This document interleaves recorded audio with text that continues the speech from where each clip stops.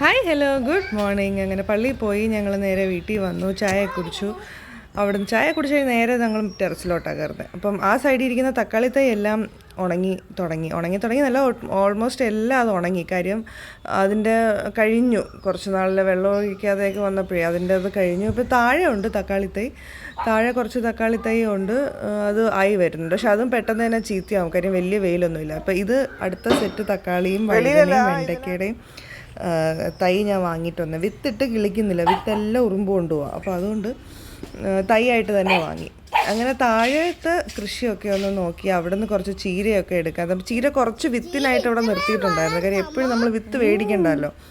പിന്നെ ചീര ഒന്ന് നട്ട് കഴിഞ്ഞാൽ പിന്നെ എപ്പോഴത്തേക്കും ഉണ്ടാവും. പിന്നെ വെണ്ടയ്ക്കയും കുഴപ്പമില്ലാതെയൊക്കെ വരുന്നുണ്ട്. എല്ലാ ദിവസവും എങ്ങനെ പോയാലും ഒരു 10-12 വെണ്ടയ്ക്കയൊക്കെ ഇതിനകത്ത് നിന്ന് കിട്ടും. പക്ഷെ ഇപ്പം ഞാൻ ഈ എടുക്കുന്നത് മുറ്റിപ്പോയി കേട്ടോ, അതങ്ങ് ഒരുപാട് ഇതായി. ഇതിപ്പോൾ വിത്തിന് വെക്കാനേ കൊള്ളാവും. മുള്ളുണ്ട്.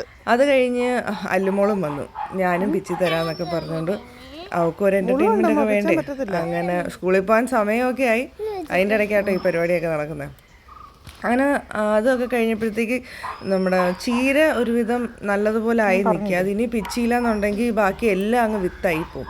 വിത്തായി കഴിഞ്ഞാൽ പിന്നെ നമ്മൾ അധികം എടുക്കത്തില്ലല്ലോ. അപ്പോൾ നല്ല ഫ്രഷായിട്ട് നല്ല പ്രത്യേകിച്ച് ഇലയ്ക്ക് കേടൊന്നും വയ്ക്കാതെ നിന്നുകൊണ്ട് അതും അങ്ങ് എടുത്താണ്ട് താഴെ നിൽക്കുന്ന തക്കാളി തൈയാട്ടോ. അതിനകത്ത് അത്യാവശ്യം തക്കാളിയൊക്കെ ഉണ്ട്.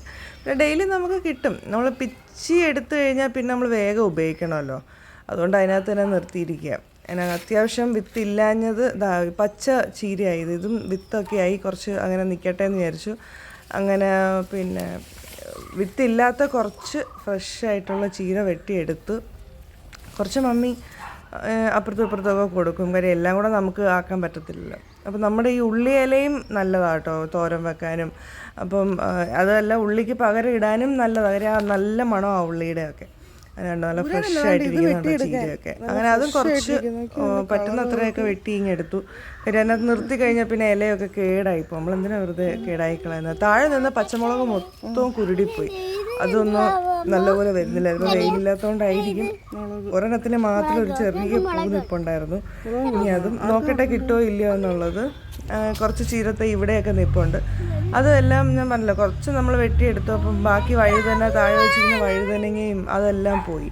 പിന്നെ നിത്യവഴുതനയുടേത് മാത്രം കിട്ടി, അതും പൂവായി മുട്ടായി വരുന്നുണ്ട്, കിട്ടുമായിരിക്കും. താഴെ ഇതൊക്കെയാണ് കൃഷിയുള്ളത്.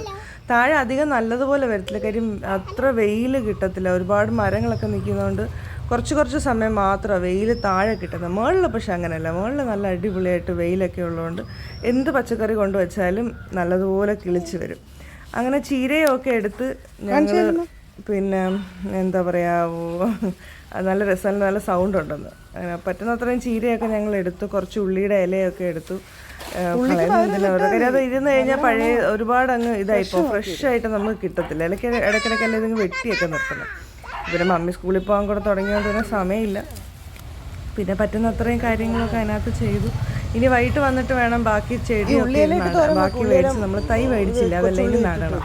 അത് നടുന്നത് വലിയൊരു ടാസ്ക്കാണ്. കാര്യം മറ്റേ തക്കാളി തൈയുടെ ഗ്രോ ബാഗിലുള്ള മണ്ണെല്ലാം പുറത്ത് തട്ടിയിട്ട് പിന്നെ ഇനി ചകിരിച്ചോറും എല്ലുപൊടിയൊക്കെ ആയിട്ട് മിക്സ് ചെയ്തിട്ട് വേണം ഗ്രോ ബാഗിനകത്തോട്ടാക്കി ഓരോന്നും നടാനായിട്ട്. നല്ല സമയം എടുക്കുന്ന പരിപാടിയാണ്, ഒറ്റയ്ക്കൊന്നും നമ്മളെ കൊണ്ട് പറ്റത്തൊന്നുമില്ല. അങ്ങനെ അത്യാവശ്യം കുറച്ച് വിളവെടുപ്പൊക്കെ കഴിഞ്ഞ് ബാക്കി എല്ലാം ഇനി വൈകിട്ടാട്ടോ. അപ്പോൾ ബാക്കി വൈകിട്ട് കാണാം. ബൈ.